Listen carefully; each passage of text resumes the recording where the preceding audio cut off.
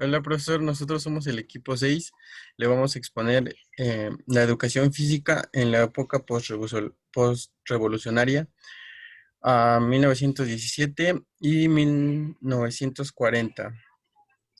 El equipo está integrado por Carlos Reyes, Neftalí Charazán, Oscar Díaz Britos y yo, su servidor, Carlos Daniel.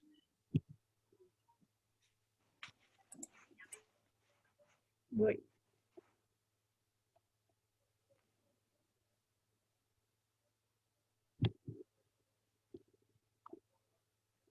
Aún no me aparece.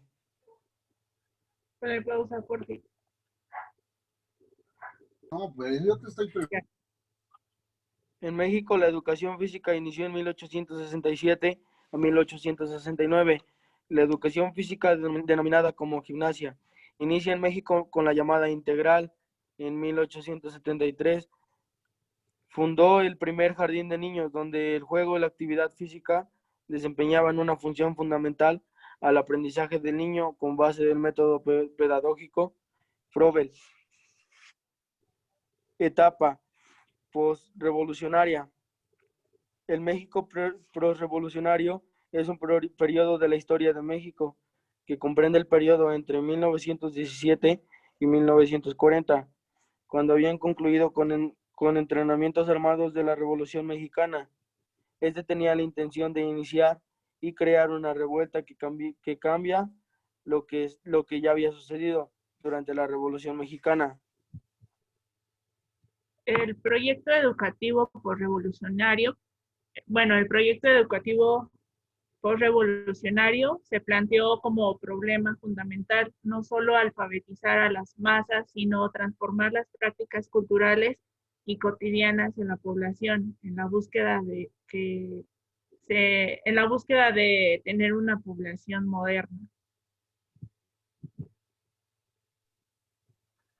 En este periodo de crisis, pues no dejaron de tener relevancia los debates, las reformas y leyes educativas que se centraron en los mismos principios liberales: la modernización, uniformidad, laicismo, gratuidad y obligatoriedad de la enseñanza pública en el país.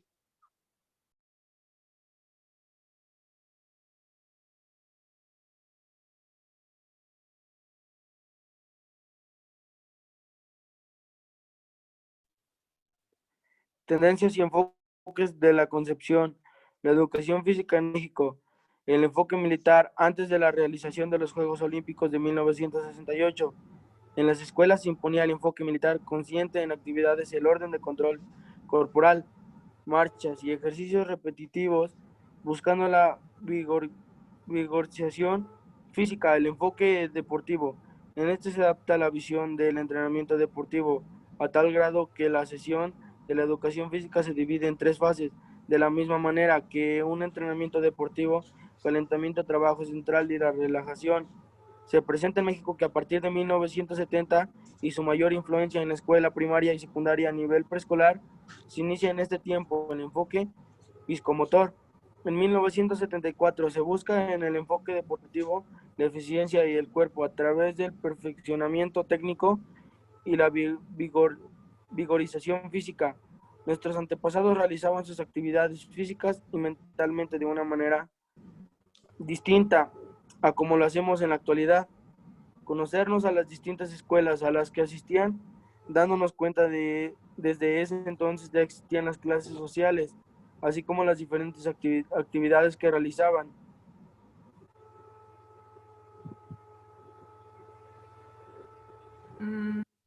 ¿Están viendo la diapositiva de reformas? Sí. Con las reformas del artículo 3, la Constitución de 1917 refrendó estos principios que ante todo tenían que aumentar y consolidar la hegemonía del Estado en la sociedad a través de las escuelas.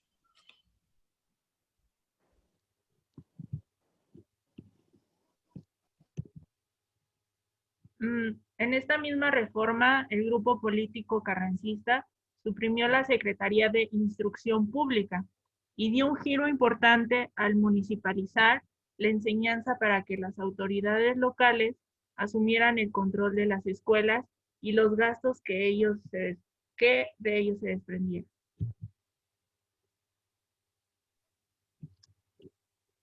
La creación de la SEP pues fue con el propósito de salvar a los niños, educar a los jóvenes, redimir a los indios, ilustrar a todos y difundir una cultura generosa y enaltecedora, ya no de una casta, sino de todos los hombres.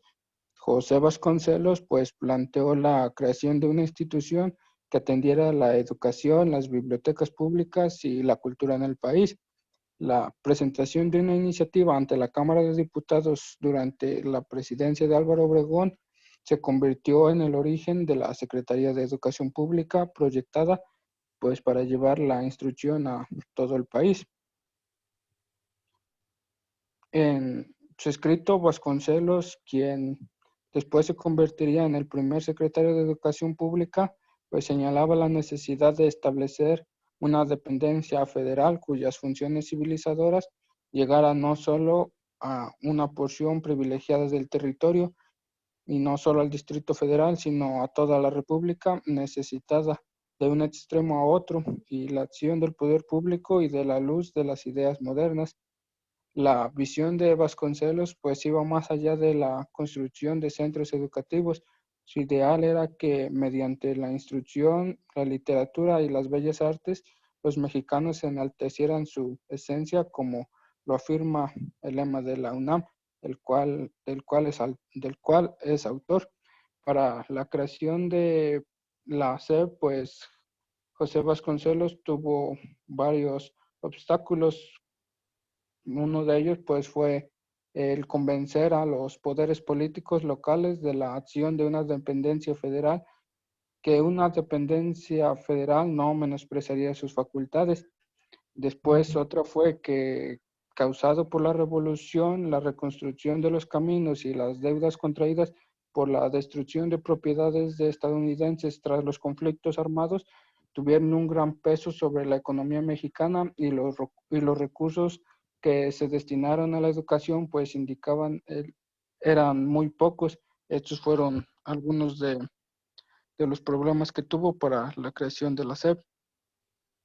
Además, la creación de la SEP, pues, que se publicó en 1921, significó un paso decisivo en el cumplimiento del sistema de educación federal planteado con anterioridad.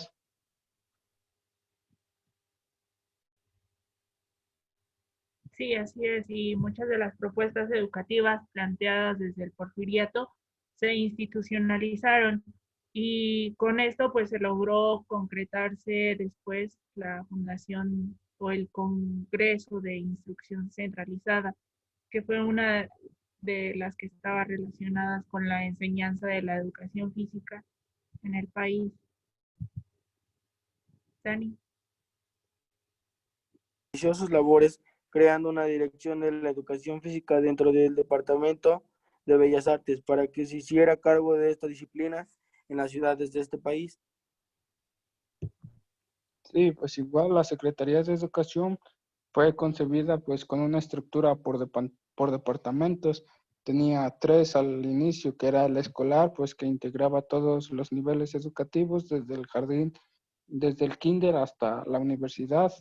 El de bibliotecas, que garantizaba materiales de lectura para el apoyo a la educación en todos los niveles, y el de Bellas Artes, que coordinaría las actividades artísticas complementarias a la educación. Sí, así es, y en algún momento también la dirección de la educación física pasó a manos de Bellas Artes, que fueron los que tuvieron ese mando de ir de la mano, bueno, llevando el sistema educativo de educación física. Daniel. ¿Quién la coordinaba? La coordinaban hombres aficionados al ejercicio y que a lo largo de la década destacaron en los torneos deportivos. En 1923 fue el año en que esta disciplina contó con un fuerte apoyo de la Secretaría de Educación, José Vasconcelos y del presidente de la República, Álvaro Obregón.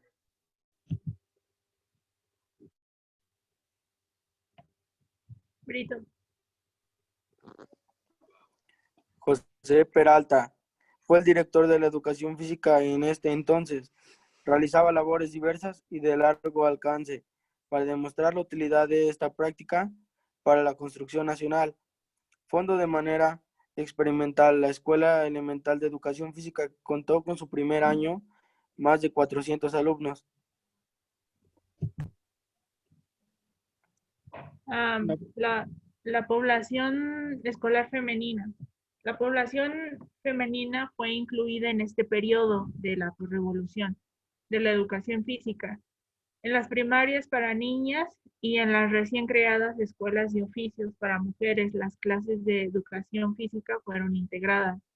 En estas clases continuaban un predominio de gimnasia rítmica, aunque también ya se incluyeron deportes como el voleibol, básquetbol o playground. En las escuelas para mujeres, la Secretaría de Educación Pública contrató a maestras quienes ejecutaban piezas musicales para aumentar el interés de las alumnas. Durante la primera mitad del siglo XX y posterior a la revolución iniciada en 1910, los grupos de élite que ocuparon el gobierno en México proporcionaron numerosas medidas tendientes a fortalecer un proyecto político inclusivo. Esto con la intención, pues, de involucrar a todos los sectores de la sociedad, sin importar si fueran campesinos, obreros o indígenas. La Secretaría de Educación Pública, la cual fue creada en 1921, aceleraría la transformación emprendida, ya que, pues, para los revolucionarios de la época, la educación, pues, emergía como la llave del cambio social y era la herramienta mediante la cual, pues, esperaba incidir en la forma de vida de los individuos y de todos los colectivos. Pero esta institución además asumiría una tarea adicional, que era la de tratar de suplir aquellas prácticas amparadas en la religiosidad y la especulación por otras sustentadas en la creencia y la razón. Desde este organismo gubernamental, pues, se creó una intrincada red de escuelas primarias y secundarias en todo el país, instituciones educativas que facilitaron, pues, el acceso de todos los niños del país a la educación. Además, los planes ahí implementados, pues, buscaban desarrollar una formación integral, brindando, pues, una preparación completa para todos los que ahí estaban. Bajo ese marco, pues, revolucionario y de cambio social, la inclusión de la educación física en los programas escolares, pues, facilitó la difusión tanto en la urbe como en la zona rural del país de medidas higienistas que trataban de mejorar la salud física y mental de todos los ciudadanos, hechos indispensables para cumplir con la urgencia de integrar y construir la nueva nación mexicana. Los deportes, que hasta entonces constituían un privilegio de ciertas minorías acaudaladas, pues comenzarían poco a poco a transformarse en prácticas cotidianas que todos los mexicanos llevarían.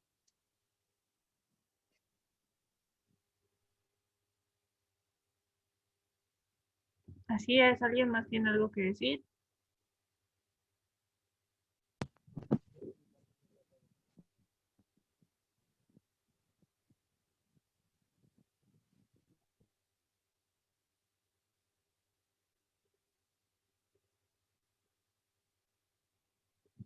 Y eso sería todo de nuestra parte.